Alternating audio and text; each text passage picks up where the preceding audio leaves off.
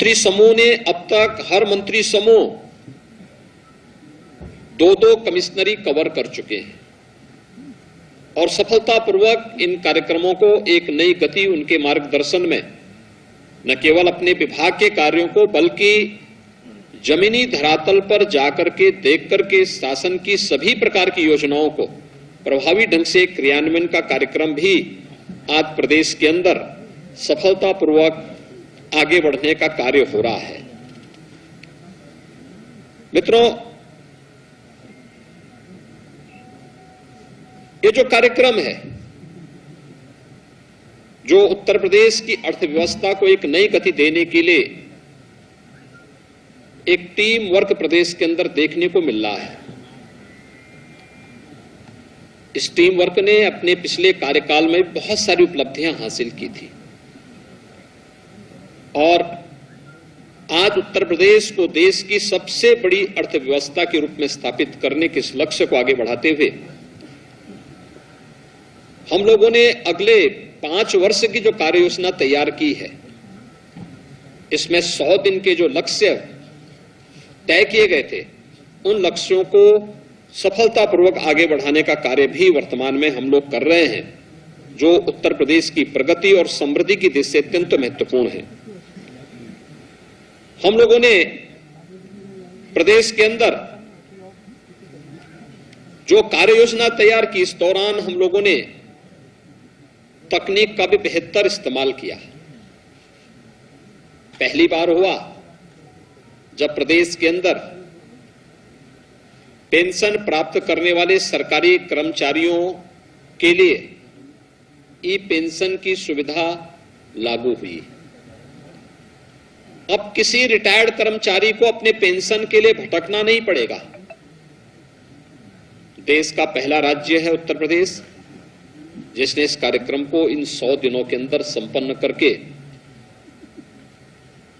प्रदेश के अंदर आदरणीय प्रधानमंत्री जी के डिजिटल इंडिया के कार्यक्रम के माध्यम से कार्मिकों की समस्या के समाधान का एक रास्ता निकाला।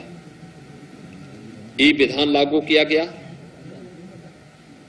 विधानसभा का अभी हाल ही में संपन्न सत्र ई विधान के साथ संपन्न हुआ है और यही नहीं, आजादी के अमृत महोत्सव वर्ष में देश के महामहिम राष्ट्रपति जी का दोनों सदनों को मार्गदर्शन भी प्राप्त हुआ है। ये 100 दिन के अंदर ही ये सभी कार्यक्रम प्रदेश के अंदर संपन्न हुए हैं। हम सब जानते हैं उत्तर प्रदेश 2017 के पहले परिवारवाद, जातिवाद, भ्रष्टाचार, दंगों और अराजकता के लिए जाना जाता था। उत्तर प्रदेश के अंदर एक बड़ी अजीब सी स्थिति थी। पहचान का संकट उत्तर प्रदेश के सामने 2017 के पहले था। केंद्र सरकार की योजनाओं को 2014 के बाद अनेक लोक कल्याणकारी, गरीब कल्याणकारी योजनाओं को केंद्र सरकार ने लागू किया, लेकिन राज्य सरकार की इच्छा शक्ति उन्हें लागू करने की नहीं दिखती थी। लेकिन पिछले 5 वर्ष के अंदर प्रदेश के अंदर कानून व्यवस्था की बेहतर स्थिति को जो हम लोगों ने विगत 5 वर्ष के अंदर प्रदेश के अंदर कानून का राज स्थापित हो, इस दिशा में जो प्रयास किए, देश के अंदर उसका एक विश्वास के रूप में बदला। उत्तर प्रदेश के परसेप्शन के बारे में आम जनमानस के मन में एक विश्वास पैदा हुआ। उत्तर प्रदेश के बारे में लोगों की धारणाएं बदली और उसका परिणाम था कि यहां पे निवेश की अनेक संभावनाओं ने आगे बढ़ करके प्रदेश के विकास को एक नई ऊंचाइयां देना भी प्रारंभ किया। निवेश की इन संभावनाओं ने प्रदेश में रोजगार के सृजन की संभावनाओं को भी आगे बढ़ाया।